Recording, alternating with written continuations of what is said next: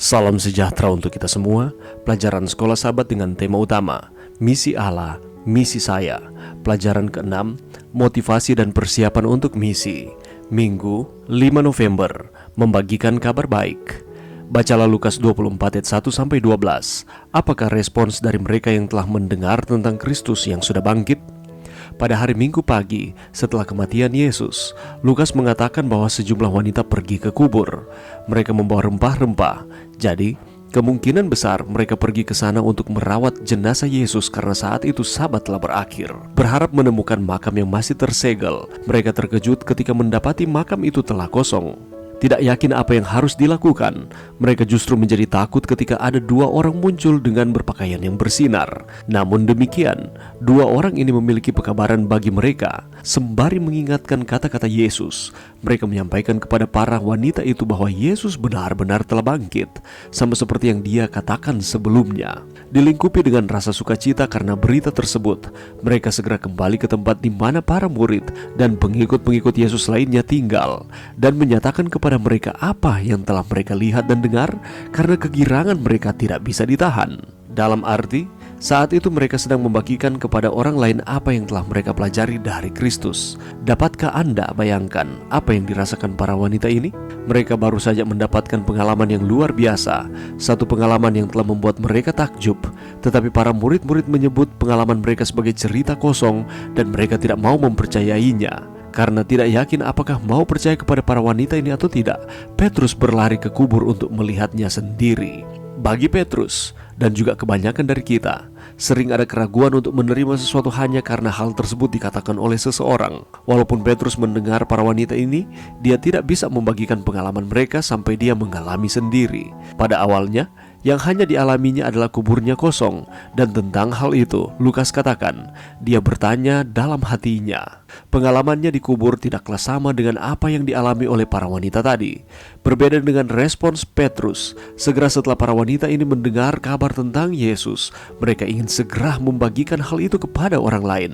Apakah ada motivasi yang lebih besar dalam pekerjaan misi ini selain daripada membuat orang-orang lain tahu tentang apa yang Yesus telah lakukan untuk mereka? Apakah ada motivasi yang lebih besar selain daripada menyebarluaskan kabar keselamatan di dalam Yesus, satu-satunya harapan yang kita miliki? Tentu saja, kita membutuhkan sebuah pengalaman pribadi dengan Allah sebelum kita membagikan hal itu kepada orang lain. Kerinduan kita untuk membagikan kepada orang lain apa yang sangat kita cintai merupakan sebuah bagian penting dari motivasi kita untuk misi. Pada akhirnya, tentu kita tidak bisa membagikan apa yang tidak kita miliki, bukan? Apa sajakah pengalaman-pengalaman yang Anda telah miliki dalam hubungan dengan keberadaan Allah dan kasih-Nya? Mengapa waktu-waktu ini sangat berharga bagi Anda? Dan bagaimanakah semua itu memotivasi Anda untuk menjangkau orang lain dengan kabar baik? Pelajaran yang bisa kita dapatkan pada saat ini, Lukas 24 ayat 5 dan 6a mengatakan, "Mengapa kamu mencari Dia yang hidup di antara orang mati? Ia tidak ada di sini, Ia telah bangkit." Dalam perjanjian baru, istilah kebangkitan berarti melepaskan tubuh dari kematian, yang artinya tubuh dihidupkan kembali. Dan kebangkitan Kristus merupakan suatu konfirmasi tentang kebenaran ajaran-ajarannya, bahwa semua yang Kristus sampaikan tentang kematiannya dan juga kebangkitannya telah digenapi secara tepat. Pernyataan bahwa Ia telah bangkit adalah hal terpenting di dalam kehidupan kekristenan. Mengapa demikian? Sebab tanpa kebangkitan Kristus, maka sia-sialah keselamatan yang dijanjikan oleh Allah. Rasul Paulus menegaskan, andai kata Kristus tidak dibangkitkan, maka sia-sialah pemberitaan kami dan sia-sialah juga kepercayaan kamu. 1 Korintus 15 ayat 14. Dan jika Kristus tidak dibangkitkan, maka sia-sialah kepercayaan kamu dan kamu masih hidup dalam dosamu. 1 Korintus 15 ayatnya yang ke-17. Benarkah Kristus telah bangkit? Kubur yang kosong adalah buktinya. Peristiwa kebangkitan Kristus ini adalah merupakan deklarasi kepada dunia bahwa tidak ada satupun kuasa yang dapat menghalangi janji firman-Nya dan juga rencana Allah. Siapapun manusia dan sehebat apapun karyanya, semuanya pasti berakhir pada kematian. Namun berbeda dengan Yesus, karyanya tidak berakhir dengan kematian, melainkan Ia telah bangkit.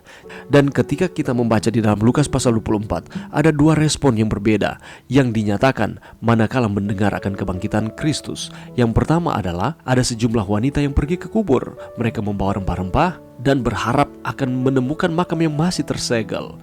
Tetapi mereka sangat terkejut ketika mendapati makam itu telah kosong. Lalu ketika mereka ada di dalam makam tersebut, mereka menjadi takut ketika ada dua orang yang muncul dengan berpakaian yang bersinar. Namun demikian, dua orang ini memiliki pekabaran yang baik bagi mereka, yang menyatakan bahwa Yesus telah bangkit. Lalu apa respon dari para wanita ini? Mereka sangat kegirangan mendengarkan akan kabar sukacita ini. Mereka segera kembali ke tempat di mana para murid dan pengikut-pengikut Yesus lainnya tinggal dan menyatakan akan kabar baik ini. Tetapi ada respon yang berbeda yang ditunjukkan oleh Petrus. Petrus adalah murid Yesus. Ketika mendengarkan akan berita sukacita dari wanita-wanita ini, ia justru tidak percaya. Dia berpikir bahwa ini hanyalah karangan cerita dari mereka. Dan karena tidak yakin, karena dia meragukan akan berita tersebut, Petrus berlari ke kubur untuk melihatnya sendiri. Bagi Petrus dan juga kita, seringkali ada keraguan untuk menerima sesuatu hanya karena hal tersebut dikatakan oleh seseorang. Kita masih meragukan akan kebenarannya sebelum kita melihatnya secara langsung. Berbeda dengan respon Petrus, segera para wanita mendengar kabar tentang Yesus, mereka termotivasi untuk membagikan hal itu kepada orang lain. Itulah sebabnya ketika kita mendengarkan akan kabar baik, kabar keselamatan, yang harus kita lakukan adalah mari kita dengan iman mempercayai bahwa Allah memberikan keselamatan kepada kita yang percaya kepadanya. Dan apa yang harus kita lakukan? Marilah menjadi sama seperti dengan wanita-wanita ini. Kita begitu bersemangat, antusias, bersukacita untuk membagikan kabar keselamatan ini, kabar baik ini kepada setiap orang yang kita temui. Mari berdoa. Terima kasih Tuhan atas firman-Mu pada saat ini.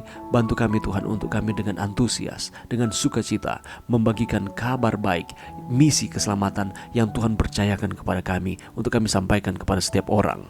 Ini doa kami di dalam nama Yesus. Amin.